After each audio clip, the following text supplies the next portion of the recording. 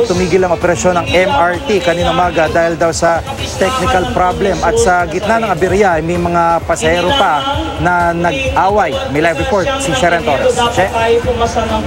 Yes, kanina umaga, sa oras ding naging abala ang mga gwardiya ng Metro Rail Transit sa North Avenue Station sa Quezon City sa MRT sa magkabilang direksyon. Tanging technical problem lang daw ang sinabi sa kanila ng mga superior nila na ipaliwanag sa mga pasahero ayon sa gwardyang si Eduardo de Guzman. 5:56 AM daw natigil ang operasyon ng MRT, sabi ng mga gwardya, kaya ang mga nakapilang pasahero pinababa na lang. May ilang pasahero na matyagang naghintay sa gilid na istasyon sa pag-asang babalik agad ang operasyon ng MRT. Yung karamihan, naghintay na lang ng bus kaya kumalat ang pasahero sa bahagi ng EDSA. Kaya yung iba talagang nagbubus lang, apektado rin sa agawan na masasakyan. 2 pasahero ang nag-unahang sumakay sa bus, ang kalaunan ay nagkainitan at nagsuntukan pa. Natapos ang away ng dalawa nang mamagitan na ang MMDA Traffic Constable. Samantala, karamihan halatang iritado gaya ni Haji Manangan.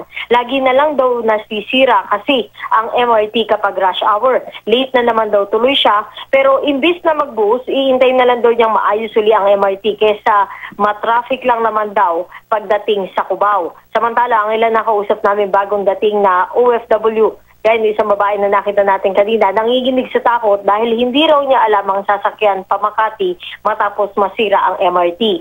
7:10 ng umaga, Jiggy, bumalik sa normal ang operasyon ng MRT. Jiggy?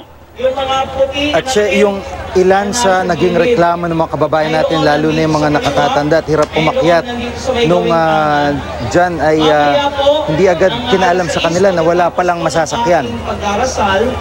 Oo, Jiggy, eto nga yun kanina, no? Hindi ko pa matanda nga kanina na hindi nasabihan kaya nagagalit doon sa mga building. Pero ayon doon sa mga nakausap natin na kanina, hindi naman nila sasagot lahat ng mga pangangailangan ng mga pasahero dahil ito ay biglaan at ang tanging lang nila talagang magagawa kanina ay gabayan ng mga pasahero na hindi sila makakasakay gawa ng suspended operation ng MRT at gabayan sila palabas ng estasyon. Maraming salamat, Sharon Torres. Samantala